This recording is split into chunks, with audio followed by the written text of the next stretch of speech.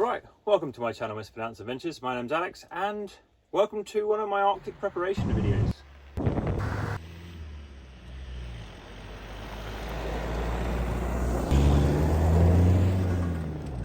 So Arctic trip round 3 is coming up in a couple of months and it's the time of year where I'm doing some upgrades. I'm disassembling different bits of the van to fit one of the e-bikes. I'm redoing the water, and I'm going to replace the best upgrade I ever did for this van. So my favourite upgrade for this van has been my AUXBEAM control panel, and it's featured throughout probably every Arctic video I've done. For the engine, and put the engine preheater on. Let's get the engine heated up. I have the main control unit lives up in the cab, where I can control all variety of different things. Manual big light bar on the front. Automatic binding on and off for high beam for the big light bar, or fog lights for the ambers. Auxiliary lighting on the passenger side, auxiliary lighting on the driver's side. Engine preheater for the Arctic trip, auxiliary lighting for the rear. Rock lights just for fun. And Maxxfan for every time I forget to turn it on and off. But it's got one problem. It's in the cab. Right. Put the engine preheater on.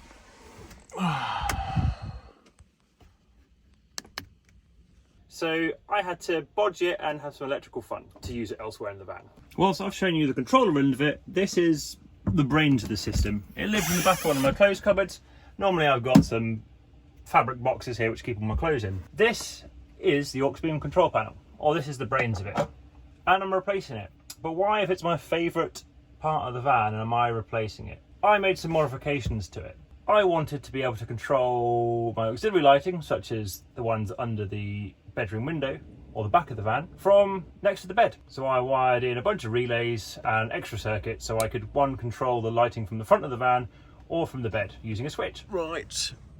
Well, looking like a bit of a winter wonderland outside. Should probably get up. I always thought it'd be really good if you could have two of those control panels.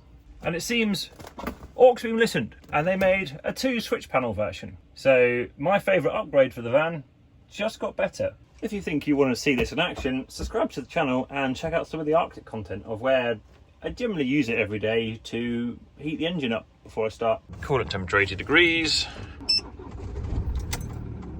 Like a summer's day. Only when things are going wrong and the van's getting thrown on a car park by storm, I still remember to turn it on to use my auxiliary lighting.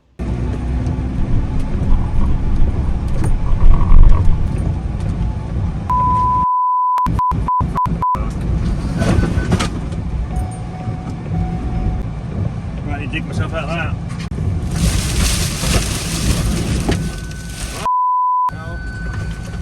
What's in the box?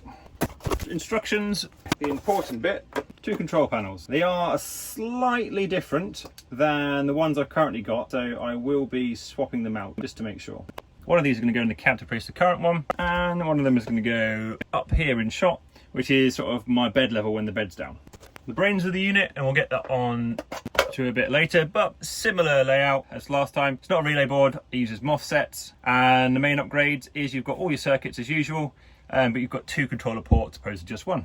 Your variety of brackets and mounting hardware, your little screwdriver, piggyback fuses, depending how you want to power the unit, more cabling, more different styles of bracket holders. I have these flush mounted, as you can see from in the cab, but it's also possible to have them sort of mounted on a hinge on if you wanted to go down that avenue. Little thing we did just come on the last one, if you had this mounted externally, it's got a little waterproof cover to cover the controller, which is a nice little feature. Or 2 extension cables. So last time I had to cut these and extend them. This time they provided just really long cables. My fuse board's at the back of the van and the control panel's at the front. These are the flat mount brackets. Some pre-made cables for supplying the overall unit. Just make sure you can check on any pre-made cables that they've been made well and they don't fall off. Generally, I'm not a fan of these style of breakers. However, the ones I've been using, which came with my original kit, haven't failed with me, so I'm going to carry on using them. Bunch of zip ties and cable ties because they're just helpful. And depending where you want to mount your big bracket for the fuse board, they've given you some additional mounting hardware as well. Got your instruction manual and double up in the sticker pages so you can populate your controller with the correct stickers. Main difference between this unit and the old one is this unit doesn't have Bluetooth, which for me, I very rarely use the Bluetooth, so it's not too much of a loss. For me, having two controllers is way more functional. Whilst this unit is similar size, life is not going to be that easy. The original unit looks like that with the roof off, the new one looks like that. The issue I've got is they've basically inverted the control board. So instead of it being 5 amp, 10 amp, 20 amp, 30 amp, which they're fixed, you can't swap them. I think it's to do with the MOSFETs. There's more MOSFETs in the 30 amp ones than there are in the 5 amp ones. You can't just put fuses in different spots. They've swapped it. All the high amp ones are on the right hand side, left hand side now, and the lower amp ones are on the left. Same for the main power cables, they now also go in the left. That causes me an issue because all of these wires, I believe, are cut to fit quite nicely. So I need to swap all of these lines around and not get them mixed up, which I don't think is going to be as easy as I'd hoped. But it'll be worth it in the end. Let's get it sorted. Just for anyone who's interested, these are, whilst they're screws on top, they're raising plate style terminals, so the screw doesn't actually contact the wire. The screw depresses a plate in there to hold it in. So you could put, I'm going to say ferrules, whatever fruits, I don't know, the end bit's on, but I'm going to go for raw cable. That's what your big lugs go on. So let's mark all of these cables and start disassembling the old kit and put the new one in. Right, I will say we're not actually going to lose very many of these relays as they do a variety of things. I've got a few of these low power circuits, like 5 amp ones, just acting as signals to power on and off relays to run more powerful units. I think this is only rated to about 600 watt at 12 volt. The new one at 12 volt is rated to 720 watt and at 24 volt, 1400 watt. I think I'll probably only be removing, I think it's this one which controls lights. All of these do other things. Some of them manage high beam on off, fog lights on off, where I'm using them as sort of switches opposed to automatic switches opposed to actual relays for high amp appliances. And then kept them all fused with a little fuse board up there. Right, first things first, let's ruin all my lovely cable management. At least a lot of these cables have slack in them, so they should be able to be moved to other positions.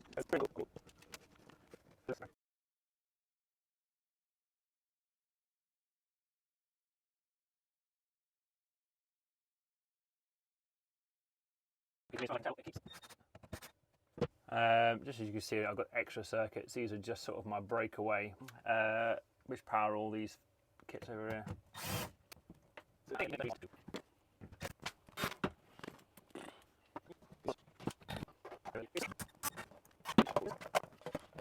Well, having a quick look, I think we're going to get away with it.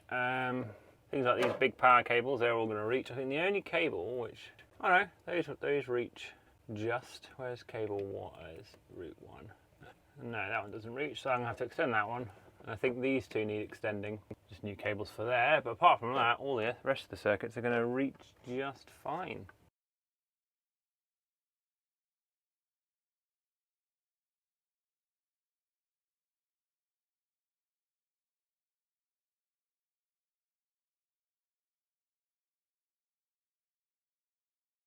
Right, extend this cable and by 3 centimeters. Right, this little cable extended. Right, all those cables run. Made my new little extensions for my bars over here, so I can start getting the main power cables put in now.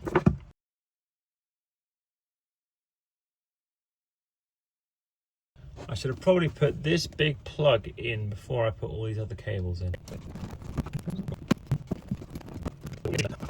Kit comes with 2 extension cables. I've already got my old extension cable, which I'm hoping is the same configuration, but I'm going to run my new shorter one for the panel next to the bed.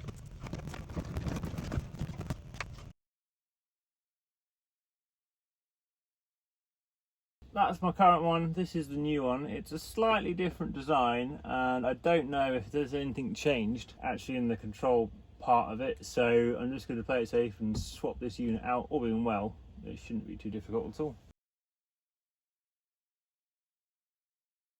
I'll sort out the stickers to match the old one in a minute. Right, onto the back one. Best test it before I carry on. So if I flick that, nothing should happen because I've got a little switch on the dashboard, which I added on here. So when I flick this should hopefully come on. Oh, that's bright. That's totally fine. I'm going to change it to blue because it's RGB and put it on the dimmest setting. But the one at the back should also be working now. Oh, plugged it into the wrong extension cable, 1 second. Right, there we go, working. That one is on over there. So, this one should be the backup lights. There we go.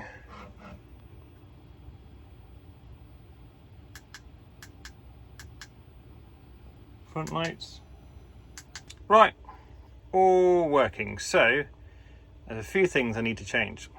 Right, my van is, its dashboard of my van is a light blue, so that's kind of what I want to do. So I can change the green by pressing off, on, and that puts it into like a settings mode.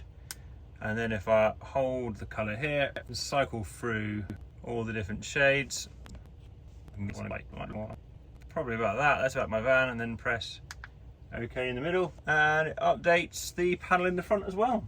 The other thing I'm going to need to do is, currently these are all set to be on, off. What I need it to be is I need number 8, which is my Maxxfan, to be momentary, because the way I've rigged the Maxxfan up, I have to click that, and clicking that sends a pulse to the one of the ports of the Maxxfan, which turns it on and off. If it just on, it wouldn't work.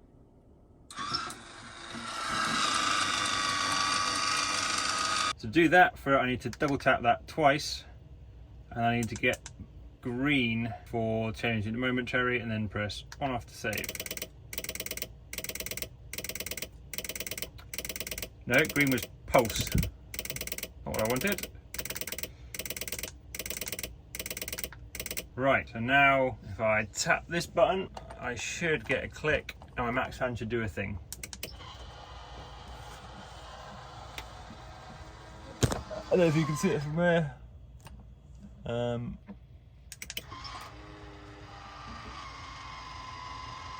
Right, this one probably isn't the most interesting bit, so I need to put all my new stickers on.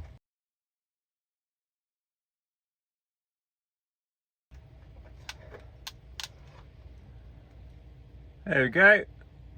All added now, just got to repeat the same for the front. Right, we are a few days later, and mounting this on the wall, I've come up with a decision. I found this print online. I think I bought the file for £2 odd, printed it off. Controller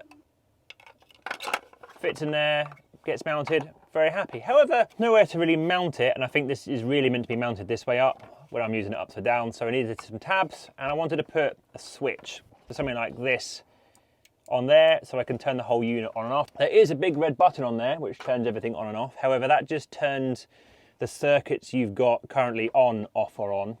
It doesn't turn the backlight off or the unit, so the overall switch here turns the whole unit off so the backlight goes out, because it is still quite bright at night. I could have drilled holes, maybe, it might have worked, it might not, so I thought, why don't I try to improve my skills with 3D printing and learn to start modifying models.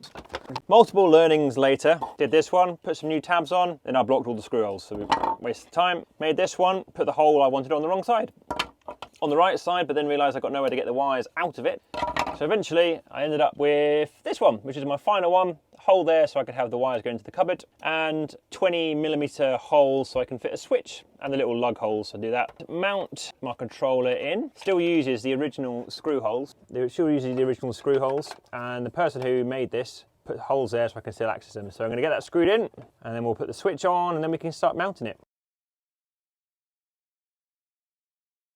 Next up, where I actually want this is electrical system. I've got a hole here for my cables anyway, so I can run it down there, down here, and then it's going to come out over there.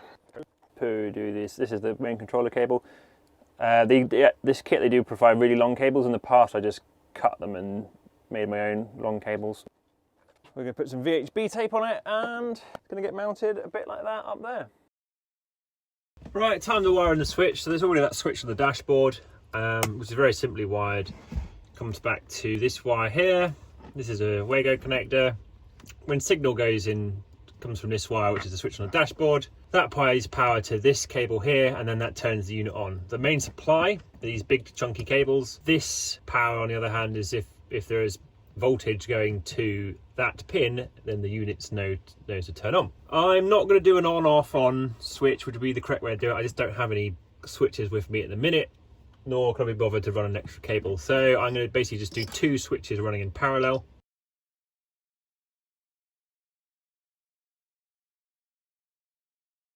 All being well, when I flick this switch here, it should turn on. There we go. Off, on.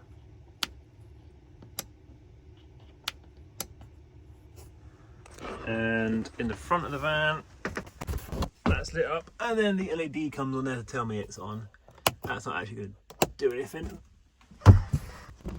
Right, let's turn that off, and now turn the dashboard light on.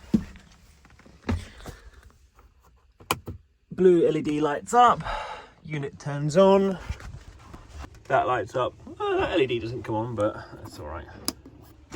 All right, time to tidy this all up, do some cable management. And that's pretty much going to end the video here. Very happy with now that new functionality. Not too different from my single panel one, just I've now got the convenience of having it in the back of the van as well. If you want to watch about all the things I've actually got rigged up to it, so for example how I've wired up the Maxxfan to work with it, or the engine preheater, or how the different lightings work, and just to point out, a lot of the light bars I've got for the front of the van are not UK road legal, so they're not permanently rigged to the high beam or the fog lights, which is why I've got that second switch which binds them on and off. But if you want to find out more about that, do check out some of the older videos. There are multiple variations of this. I've got the 2-1, which is great for my use in the cabin, in the habitation. They do ones with 6 switches on it now, 12 switches, or 8 with double switches. Yes, for the double one, I've lost out on the Bluetooth, but it wasn't really a feature I use that much. So not for me, my use, not really a big loss. I've been working with AUXBEAM now for about 3 years almost, and I enjoy lighting. You've probably seen that from the past videos. You've seen this control panel in use. So if you've got this far, thank you very much. If you want to find out more about these units, go check out the links in the description below. And if you've enjoyed this sort of stuff, so the electrical projects or the Arctic bits that I've alluded to, do consider subscribing to the channel and having a look. I would be interested to know, however, if you had a control panel, what different things would you run off the different circuits? I know some people who use this system to run their van's electronics, opposed to me just running the lights. But thank you very much for joining me, and I'll see you next time. Cheers, bye.